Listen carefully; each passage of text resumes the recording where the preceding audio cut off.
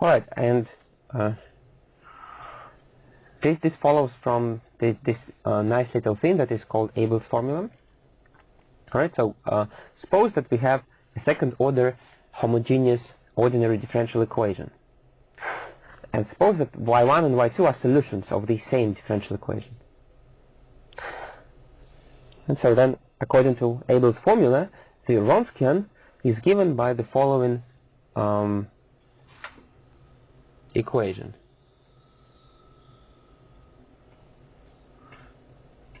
So it is some constant times e to the minus antiderivative of p of t dt. So in other words, notice that it is very, very similar to the integrating factor from the second week. So like, let me write, like mu of t from week 2.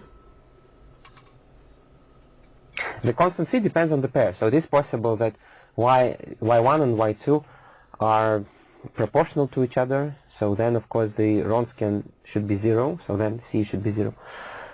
But not on t, right? So c is a constant.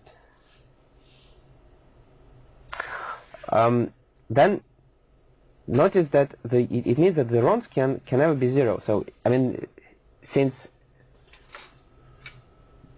the exponential function of anything is always positive, it means that the Wronskian is, if c is positive, then the Wronskian is positive for all values of t. If c is 0, then the Wronskian is 0 for all values of t. And then the two functions are linearly dependent. Or if c is negative, then the Wronskian is negative for all values of t. Okay, so let us prove this formula. Again, it's very, very nice. So since both y1 and y2 satisfy the differential equation, so we can write it down. But then what we are going to do, we are going to multiply the first equation by, so let me write it, by minus y2, and we are going to multiply the second equation by y1. And the reason is because if we do this, then here we are going to get minus y1, y2. Here we are going to get y1, y2, so they will cancel each other. And here we are going to get the Wronskian exactly, right? So if we do these multiplications and add the two equations, what we obtain is this. So the whatever was at q of t just cancelled out, and whatever was at p of t, we get the Wronskian. But also notice that this thing is our Wronskian, while this thing is actually just the derivative of the Wronskian. Now you can verify it. Well, let me do it, right? So if the Wronskian is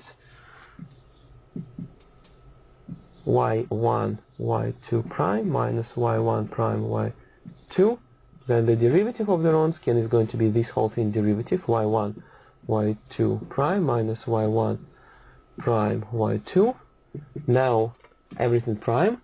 Now the derivative of the first term by the product rule is going to be y1 prime, y2 prime plus y1, y2 double prime.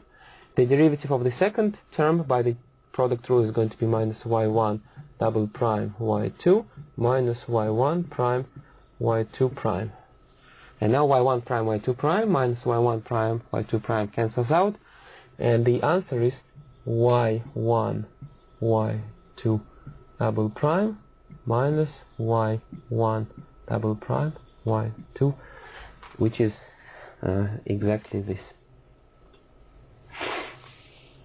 So in other words, the Wronskian satisfies a differential equation itself. Double w y prime plus p of t times w of t.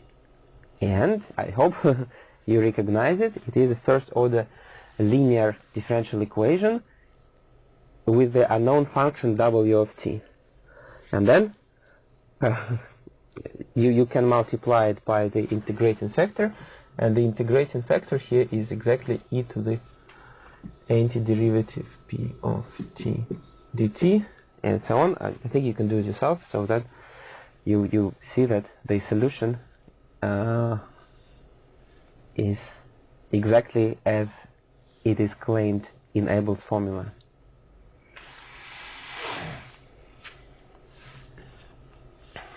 So, and again, let me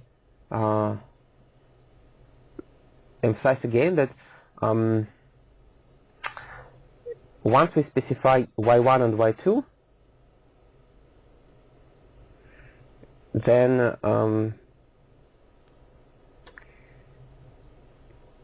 the Wronskian could be different. So this C depends on specifying y1 and y2. The reason is because this is a differential equation, of course, but we don't have the initial condition,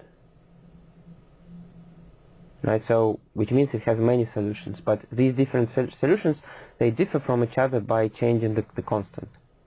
And this changing the constant, it kind of corresponds to changing the original pair y1, yt.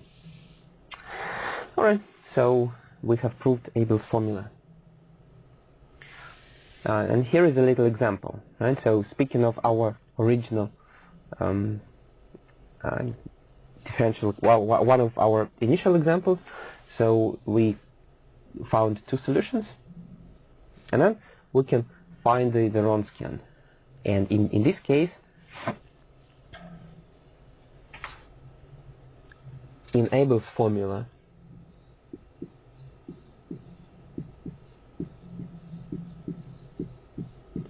Abel's formula tells us that the Wronskian should be some constant c times e to the power, my p of t is 5, so it should be minus the antiderivative of 5 dt, so which is c e to the minus 5t. Right, so in this case, this c happens to be minus 11. But since it is non-zero, we conclude that y1 of t and y2 of t are they are linearly independent.